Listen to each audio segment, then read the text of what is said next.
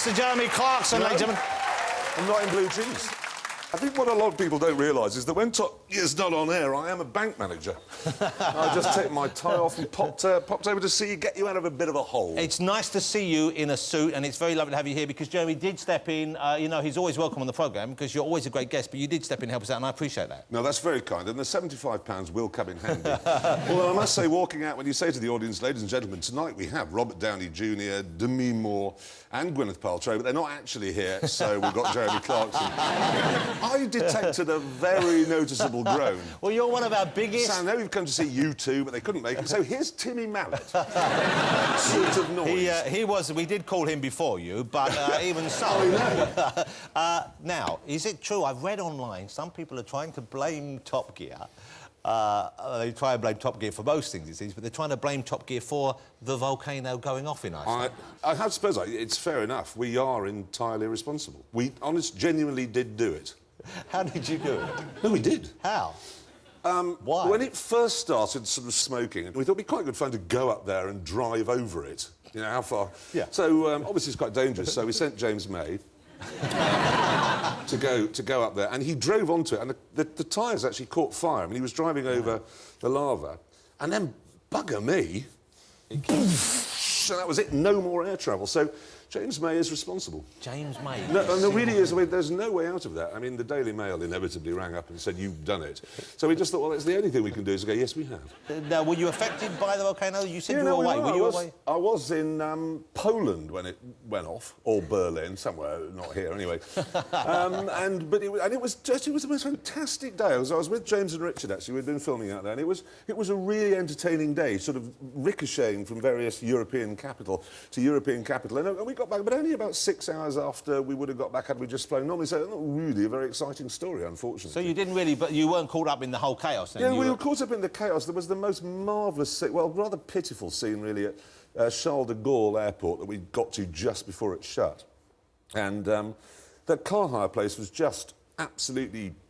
You know, there was nothing left, although we had said to the car rental company, I can't name, beginning with H, the first time I've ever done this, listen, if you don't save us a car, we will unleash the forces of hell on you. This is Top Gear, so just pay attention. So there was just one car left in the car park. So what was the car? What did you get? It was a performance? Awful thing. No, dreadful. Sort of Ford diesel of some sort. Now, hold on. When you guys are together, if I'm out with friends and we're driving, when I'm driving, I always am the one who drives us back because I don't drink, OK? When you're out, if you're out with Richard and with James, is there a degree of competition, if you're all sober, as to who will get to drive? Do you all want to drive? No, that was the very funny thing. As soon as we realised, after quite a hectic day's filming, and then we'd been to 5 European countries, we quickly realised that one of us was going to have to drive that last leg. That was going to have to be done in a car. And it just became a competition to see who could drink the most. So they couldn't drive. Just guzzling it. And because Hammond's quite small, he'd only had one beer by the time we got there, and it was down to him. So he had to drive you back? He had to drive us back, but he's so law-abiding. God, it's just got to do it. We have really got to get to Calais in a big hurry. You've really got to... Oh, I don't want to get caught speeding. You're a presenter on Top Gear, for God's sake. But no, it's 80 miles an hour, which is the speed limit, all the way up there. Yeah, but 80 miles an hour, this is the bloke who almost blew himself up on a rocket ship or something. Yeah, no wonder he wants to that was the critical point. He didn't actually kill himself. The least sympathetic friend anyone could have. 80 miles an hour, so we're never going to get back. I know you're quite an opinionated fella. This is one of the things I admire about you. Do you think it's genuinely unsafe to fly at the moment, or when they... issued the ban, which seemed fairly knee-jerk, but one could understand there's human lives at stake. But were you one of these people who thought, that's rubbish, I would fly through that, or did you think they were right to do what they did? I thought it was very funny the way it was right. We must ban it. We must stop flying completely and altogether. Well, this terrible ash cloud we could all see. No, wait, couldn't see, but anyway, it was there. So we're going to do that. And then the airlines, after a while, went, look, we've looked at this, and it's costing us a lot of money, and as a result of that, it's now safe to fly. And so we're flying through it now, and it's somehow fine. Truth be told, a little bit of research I did into it, and it was nonsense. It can't bring a plane down. It really can't bring a plane down. But didn't it bring a plane down once? I read somewhere that years ago it brought a plane down. No, it did, because if you fly... You know, there's pictures on the news of it.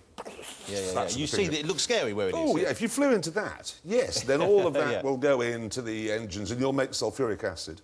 That's bad for an engine, sulfuric. I mean, I'm not a chemist, I just know... there's a car near... It's probably James May, but no, if you flew into that cloud, then you would get a lot of glass forming on the inside of the engine, a lot of sulfuric And acid. you'd It would go eat that, and that would be the end of that. Yeah. So that's not good. But if you fly just to the left of it, see the blue bit, you'll probably be OK. But, Jeremy, planes can't be... They're not steered like cars, no, are they? you see, they do have steering wheels. Do they? You can see... You can't see it. Yeah, but you've got to... You can. OK. You can, honestly. OK. Now, Jeremy, you recently became 50, so it's a milestone in anyone's life. That's a milestone. 4 months to go. I've got more than that, haven't I? What's month is it November now? is your birthday, isn't it? So what month is it now? Not I'm a stalker or anything, I just know that. Where are we? May? I've got 6 months, April. I've got half a year. Half a year to go. I'm still mid-40s, then. I'm warning you. I'm warning you, you won't like it. I don't like it already. No, you won't like it because it's every morning you wake up and a bit of your body that worked perfectly well yesterday has stopped in the night. Which bit stops first? Well, this is the worrying thing, if we're honest. I mean, I was blessed with a hair hole, you know, and bald at the back and getting fat. You look good, you look good, you look good. Ish.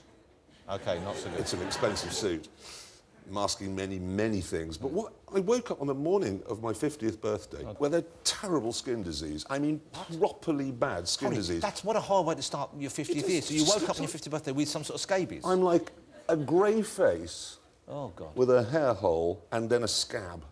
A weeping scab. That's all under this suit. There's just a weeping... Wow. And this is... Because I would imagine something fairly catastrophic is going to befall you. No. Well, your hair's quite good still, isn't it? Quite good. I look incredible for my age. This is Isn't that right? Don't you think, ladies and gentlemen? He does, but... Yeah, I got mistaken for a teenager yesterday. Internally, I do produce smells that would make a whole football stadium weep. or melt. Do you do that? Something comes at me sometimes, and I think, when did I eat plastic? No. But that'll be it. Your bowel will fall off. Your bowel can't fall... Your bowel isn't on the outside, it can't fall off. It could just flop down on the inside. It could prolapse. Exactly. Something terrible. And you'll just wake up.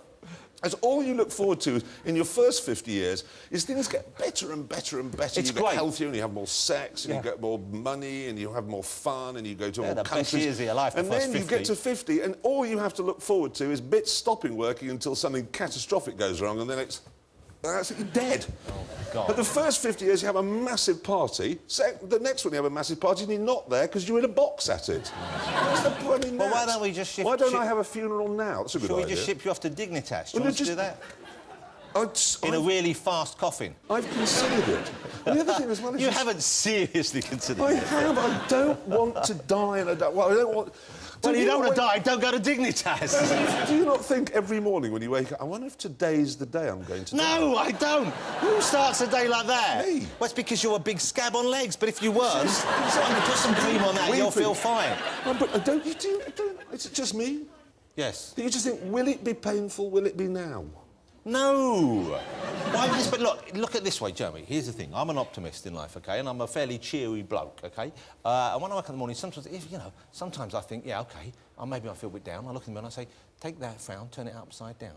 OK, have a nice day.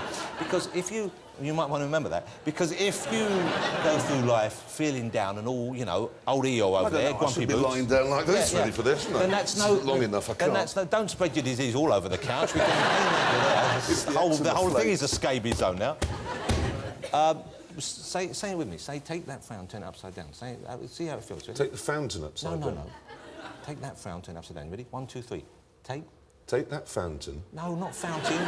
Frown. You ready? Frown. Frown. Take that frown. Like old Eeyore face there. Now take listen. that Here we go. frown. Shh, calm down. Listen. On the count of 3. And this could be quite a major turning point in your life, Clarkson. And for this, there is no charge. 1, 2, 3. Take that frown, turn it upside down. Doesn't that feel better? No. OK.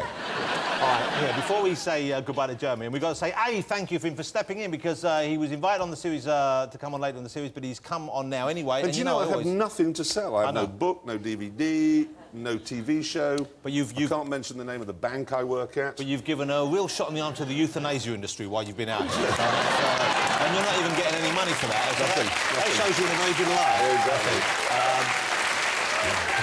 Death with dignity.